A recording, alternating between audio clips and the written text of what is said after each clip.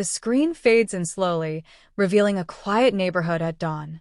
The camera pans across well-kept houses with colorful gardens, finally settling on a modest but proud home with an American flag waving gently in the breeze. The garage door begins to rise with a low hum, and there she is.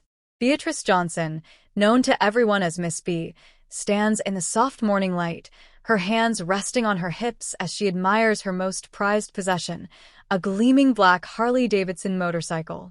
The bike is polished to perfection, reflecting the sunrise like a mirror. Miss B, at 72 years old, moves with the confidence of someone half her age. She wears a weathered leather jacket covered in patches, each one telling a story of its own. A pair of dark sunglasses rest on her nose, and a deep red scarf is tied neatly under her chin. The narrator's voice, warm but commanding, begins to speak. This is Beatrice Johnson. But to those who know her best, she is Miss B. And Miss B is no ordinary woman. Long before she became the sharp-witted, motorcycle-riding legend you see now, she was making history in places far from this quiet street. The scene shifts to black and white photographs flashing across the screen. A young black woman in an army uniform, standing tall among rows of soldiers. Another shows her receiving a medal, her face stern but proud. The images fade into a vintage news headline. First black woman to command combat division breaks barriers. Decades ago, Miss B was one of the first black women to rise to the rank of general in the United States Army. She led soldiers through some of the toughest missions, earning respect not just for her skill, but for her unshakable courage. She didn't just break glass ceilings, she shattered them with the force of a woman who refused to be underestimated. Back in the present, Miss B swings her leg over the motorcycle with practiced ease. The engine roars to life, a deep, powerful sound that echoes down the street. She adjusts her scarf, gives a small, satisfied nod, and rolls out of the driveway. Now, in her retirement, Miss B is traded in military command for the open road. But don't let the peaceful rides fool you. The fire that made her a legend hasn't dimmed one bit. And as we'll soon see, the world is about to be reminded just who Beatrice Johnson really is. The camera follows her bike as it merges onto the highway, the wind whipping at her scarf. The sun climbs higher in the sky, casting long shadows on the pavement. The music swells slightly, a hint of anticipation in the air. Because sometimes, legends don't just fade away. Sometimes, they're just waiting for the right moment to remind everyone why they became legends in the first place. The screen fades to black, leaving only the faint sound of a motorcycle engine in the distance. The camera opens on a wide shot of an open highway stretching endlessly beneath a bright blue sky. The sun hangs high, casting golden light across the asphalt. The steady rumble of an engine grows louder as Miss B's motorcycle glides into view, her silhouette cutting a striking figure against the horizon. She leans slightly into the wind, her scarf fluttering behind her like a banner. For Miss B, days like this were what retirement was all about. No meetings, no paperwork, just the freedom of the road and the hum of her Harley beneath her. She had earned these quiet moments after decades of service, and she cherished every one. The camera follows her from different angles, the way her hands grip the handlebars with easy confidence, the way her eyes stay sharp behind her sunglasses, always watching the road. She passes fields and small towns, the scenery changing but her steady pace remaining the same. But sometimes, even the simplest rides take unexpected turns. And on this particular afternoon, fate had a lesson in store not for Miss B, but for those who would soon cross her path. Suddenly, the flashing lights of a police car appear in her rearview mirror. The siren lets out a quick whoop, signaling for her to pull over. Miss B's brow furrows slightly, but she eases onto the shoulder, the gravel crunching under her tires as she comes to a stop. The camera shifts to show the two police officers stepping out of their cruiser. They're young, barely out of training, their uniforms crisp and their expressions cautious. The taller one approaches first, his hand resting near his belt. Asterisk. Now, these officers thought they were just doing their jobs. A call had come in about a stolen motorcycle matching Miss Bea's description. But in their haste, they missed a few important details like the fact that this particular bike wasn't stolen, and its rider was anything but ordinary. Asterisk. The officer clears his throat. Ma'am, license and registration, please. Miss B turns her head slowly, removing her sunglasses to meet his gaze. Her voice is calm but firm. Is there a problem, officer? The second cop shifts on his feet. We got a report about a stolen Harley. Need to check yours out. A beat passes. Miss Bea's lips press into a thin line, but she reaches for her wallet without another word. Asterisk. In that moment, Miss B understood exactly what was happening. It wasn't about the bike. It was about assumptions about who they thought she was and who they couldn't imagine her being. But Miss B had faced worse than this in her lifetime. And she knew something these officers didn't. Asterisk. The camera lingers on her hand as it slips into her jacket pocket, pressing a small, nearly invisible button on her key fob. Asterisk. Help was already on the way. Asterisk. The screen fades to black as the officers begin running her information, completely unaware of the storm about to arrive. The camera lingers on the roadside scene as dust settles around Miss Bea's idling motorcycle. The officers stand with their backs slightly turned, huddled near their patrol car's computer. Their radios crackle with static as they wait for the system to process Miss Bea's information. Asterisk. Time moves differently in moments like these. For the officers, it was just routine procedure. Check the registration. Verify the license. A few minutes of paperwork before returning to their patrol. But for Miss B, each passing second carried the weight of history, of battles fought long before these officers were born. Asterisk. A close-up shows Miss Bea's hands resting patiently on her handlebars. The leather of her gloves is worn but well cared for, much like the woman herself. Her face remains calm, but her eyes track every movement around her with quiet precision. The younger officer glances back at her, then mutters to his partner. Systems taking forever. You think this is really the stolen bike? His partner shrugs. Description matches. Black Harley, elderly rider. We'll know soon enough. Asterisk. What they didn't realize was that their computers weren't just slow. Miss Bea's records were buried under layers of security clearances, flags placed there by a government that never forgets its generals. With every query, their system was hitting walls these officers didn't even know existed. Asterisk. Miss B finally speaks, her voice carrying across the empty stretch of road. Officers, I can save us all some time. That bike has been mine for 12 years. The registration's in the compartment under the seat. The taller officer approaches again, his tone turning skeptical. Ma'am, we'll be the judge of that. Why don't you step away from the vehicle? Asterisk. That phrase, step away from the vehicle, carried generations of weight. Miss B had heard it before, in different forms, throughout her life. But this time, something changed. The set of her shoulders straightened. The tilt of her chin lifted. The retired general was about to become very present. Asterisk. As Miss B begins to dismount, a new sound cuts through the air. Distant at first, then growing louder. Not sirens, but something deeper. The rhythmic thunder of multiple engines approaching fast. The officers' heads snap up. Down the highway, a formation of black SUVs appears, flanked by military motorcycles. The lead vehicle bears official plates that gleam in the sunlight. Asterisk. Some alarms are silent. Some signals travel through channels most people never see. When Miss B pressed that button on her key fob, she hadn't called for help. She'd summoned accountability. Asterisk. The camera pulls back as the convoy screeches to a halt, doors flying open. Soldiers in dress uniforms emerge with purposeful strides. At their head marches a broad-shouldered man with silver at his temples, Major General Daniel Carter.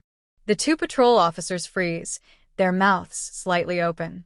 The computer in their cruiser suddenly pings with a response, the screen flashing red with security warnings they've never seen before. General Carter's voice booms across the scene. Stand down, officers. Now. Asterisk. In that moment, The pieces began falling into place. The motorcycle wasn't stolen. The woman wasn't just some elderly rider. And these officers had just made the biggest mistake of their careers. Asterisk. The screen fades to black as the officers' faces go pale, the weight of their error settling over them like a storm cloud. The camera opens on a wide shot of the highway, now transformed into an impromptu military staging ground. The black SUVs form a perfect semicircle behind Miss Be's motorcycle, their doors marked with official insignias that catch the afternoon sun. Soldiers in crisp uniforms stand at attention, their postures rigid with discipline. The two patrol officers look like deer caught in headlights, their hands hovering uncertainly near their belts as they try to process the sudden military presence. Asterisk, there are moments in life when the world tilts on its axis, when the ordinary rules no longer apply. For these two officers, that moment had arrived with the roar of high-performance engines and the crunch of polished dress shoes on gravel. Asterisk. Major General Daniel Carter strides forward, his medals glinting with every step. The camera follows him in a slow, dramatic push-in, emphasizing the power in his movements. He stops just inches from the stunned officers, his voice carrying the weight of command. Asterisk. General Carter wasn't just any officer. He was a man who had led troops through combat zones, who made decisions that shaped national security. And more importantly, he was here because of one simple truth: you didn't summon Beatrice Johnson's former subordinates. They came for her. Asterisk. Officers, Carter says, his tone clipped and precise, you will lower your hands from your weapons immediately. The younger officer swallows hard. Sir, we were just... I know exactly what you were doing, Carter interrupts. And I suggest you stop talking before you make this worse. The camera cuts to Miss B, still seated on her motorcycle, one eyebrow slightly raised. There's no anger in her expression, only a quiet amusement, as if she's watching a play she's seen many times before. Asterisk. Miss B could have intervened, could have explained. But some lessons need to be learned the hard way. And these officers were about to receive an education they would never forget. Asterisk. Behind General Carter, another high-ranking officer steps forward, this one a woman with silver streaks in her hair and a no-nonsense stare. Brigadier General Patricia Cole. Ma'am, Cole says, snapping a sharp salute to Miss B. Apologies for the delay. The patrol officer's eyes widen. Ma'am? Asterisk. In that single word, the entire dynamic shifted. The respect in General Cole's voice, the immediate salute, these weren't gestures given lightly. They were acknowledgments of a chain of command these local officers couldn't even comprehend. Asterisk. Miss B finally dismounts, her boots hitting the gravel with deliberate firmness. At ease, General, she says to Cole. Then, turning to Carter. Daniel, you didn't have to bring the whole cavalry. Carter's stern expression cracks into a grin. You hit the panic button, B. You know the protocol. The camera zooms in on the two patrol officers as the reality sinks in. Their faces drain of color. The taller one opens his mouth, then closes it again. Asterisk. This was no ordinary traffic stop gone wrong. This was a collision between two worlds, one where authority came from a badge, and another where it was earned through years of sacrifice and service. And in this moment, there was no question which one commanded more respect. Asterisk. The screen fades to black as the younger officer whispers, just loud enough to be heard. Oh, we're so screwed. The camera opens with a tight shot of the younger officer's trembling hands as he clutches his ticket book. The leather creaks under his grip, the sound unnaturally loud in the sudden silence that has fallen over the roadside. Slowly, the frame widens to reveal the full scene. The military personnel standing at attention, the black SUVs with their doors still open, and Miss B at the center of it all, her expression unreadable behind her sunglasses. Asterisk. There comes a moment in every confrontation when the balance of power becomes undeniably clear. For these officers, that moment had arrived. The badges on their chests meant nothing here. The authority in their voices had evaporated. All that remained was the truth, and it was about to be laid bare. Asterisk. General Carter steps forward, his dress shoes crunching on the gravel with deliberate heaviness. He removes his own sunglasses, revealing eyes that have seen battlefields these officers could only imagine. When he speaks, his voice carries the weight of decades of command. Officers, allow me to introduce retired General Beatrice Johnson, decorated veteran of 3 wars, former commander of the 10th Mountain Division, and the woman who trained half the generals currently serving in the United States Armed Forces. A beat passes. The taller officer's mouth works silently before he manages to whisper, "General?" Asterisk. That single word hung in the air like smoke after a gunshot. It carried with it the realization of their mistake, the understanding of who they had truly pulled over. This wasn't just a retired soldier. This was living history. Asterisk. Miss B finally removes her sunglasses, folding them neatly and tucking them into her jacket pocket. When she speaks, her voice is calm but carries an edge that makes both officers straighten instinctively. "Now that we've established who I am," she says, "let's talk about why we're here." The camera cuts to a flashback sequence, quick, vivid glimpses of Miss B's career.